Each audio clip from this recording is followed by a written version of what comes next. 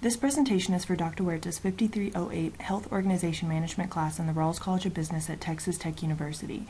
It is to provide an overview and show the importance of healthcare quality by focusing on 2 case studies. It is presented by Megan Moonjian, Jason Rogers, and Marie Smyth.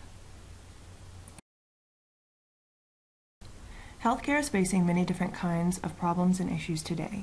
These include the rising costs associated with healthcare, the increased demand for care, and advances in technology.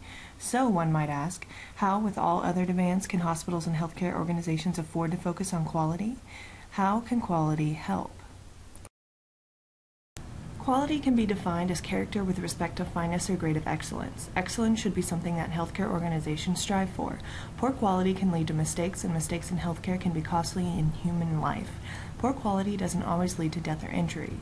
It can also lead to longer wait times, longer hospital stays, which can cost the organization money. It is essential that all involved in healthcare understand how quality can help. This includes physicians, pharmacists, and administrators. All 3 types of healthcare professionals can make mistakes. However, all healthcare providers must work in conjunction towards a common quality goal. Next, we will present 2 cases and show how increased quality could have helped. So you may be wondering how quality relates to you. For pharmacy, quality is a huge issue. The statistics regarding medication errors are appalling.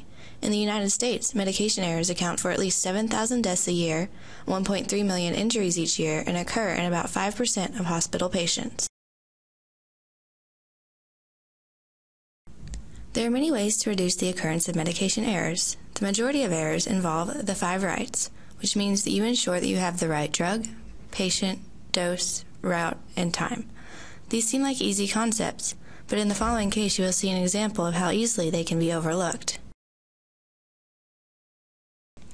One widely covered medication error involved this actor, Dennis Quaid. He and his wife had twins on November 8, 2007. Shortly after their birth, they were given heparin, an anticoagulant. But instead of being given heparin 10 units per ml, they were given heparin 10,000 units per ml, which was 1,000 times higher than normal for an infant. As you can see, these 2 bottles of heparin look very similar, and this medication error was not the first of its kind. Heparin is a high-alert medication, which means that if given incorrectly, it has a high risk of seriously harming or even killing a patient. 8 of the 31 high-alert medications cause 31% of medication errors, and one of these 8 medications is heparin. Dennis Quaid decided to sue the manufacturer of heparin, Baxter Healthcare Corporation, so that this error could be prevented in the future. In the year prior to the errors involving Dennis Quaid's children, 3 other infants had died in Indianapolis, and all Baxter had done was to issue a warning to healthcare providers about the similarity of the labels. We do believe that the labeling of heparin does need to be changed, but the labeling was not the sole cause of error.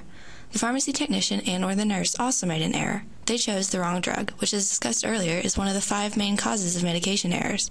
Medical staff need to be aware of the high-alert medications to ensure that they are especially careful when administering them. Thankfully, the twins were stabilized within 41 hours and were able to leave the hospital within 14 days. However, other newborns have not been as lucky. Therefore, we all need to be more careful in our decisions and make sure that we are performing our jobs as well as possible. In other words, providing quality care. This case illustrates how one small mistake can have huge consequences. It also points out that there are many areas in which a mistake can occur. Most mistakes aren't the fault of a single person or the result of a single instance. In order to have the best quality possible, healthcare providers need to step back and assess the entire system in order to identify pathways and areas where mistakes could be made. So why is quality important in medicine, and how does low-quality medicine manifest itself? The problem of medical errors is one that is widely talked about, but it is exceedingly difficult to pin down the number of medical errors that do occur, and it is even harder to determine the specific cause of the error. What is known is that medical errors have serious impact and oftentimes lead to death.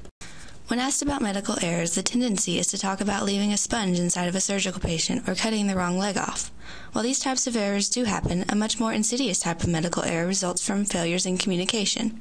Communication is complicated by the many healthcare staff involved in treating a single patient and the blurred lines of responsibility among the healthcare team. In the summer of 2010, a 13-month-old boy died as a result of this type of error. He was admitted to the ER for mild second-degree burns, as well as some nicks and bruises which were sustained in a motor vehicle accident. His mother was concurrently admitted for injuries that she suffered. He was immediately coded as a trauma and brought to a room in the ER that quickly filled with about 12 different healthcare staff. It soon became clear that despite the severity of his burns and the force of the motor vehicle accident in which he was involved, he suffered no major injuries. In fact, he only required his wounds to be cleaned and dressed and some IV fluids and monitoring until his family could come get him. Perhaps it was due to the stressful nature of trauma work, the time of day, or just a simple lack of communication, but none of these things happened. Each group of doctors, residents, and students simply left the room, probably busy with other patients and paperwork and assuming that someone else would tend to the needs of the child. No IV was started, no wounds were dressed and cleaned, and no family members were contacted. A few hours later, the child died of dehydration, which can occur very quickly in burn patients. This error could have easily been prevented if someone had simply asked who was going to be in charge of executing the treatment plan instead of assuming that it wouldn't be them. This type of medical error is more common than many people would like to admit, and probably the most preventable type of medical error. When something as important as health or life hangs in the balance, the need for good communication skills can simply not be overstated. This case illustrates how important communication skills are in any instance. Communication skills are often regarded as being intuitive and easy in the workplace, but often the complete opposite is the case. There are many obstacles that prevent communication, especially in hospitals. However, this, like the other case, can be attributed to the system or process and not necessarily to one person. In conclusion, healthcare organizations are full of inefficiency and problems. Focusing on quality not only addresses each individual problem, it can fix the overall system. Quality is something that needs to be addressed at every level in order for it to be completely successful. Improving quality in healthcare organization improves patient care and reduces costs.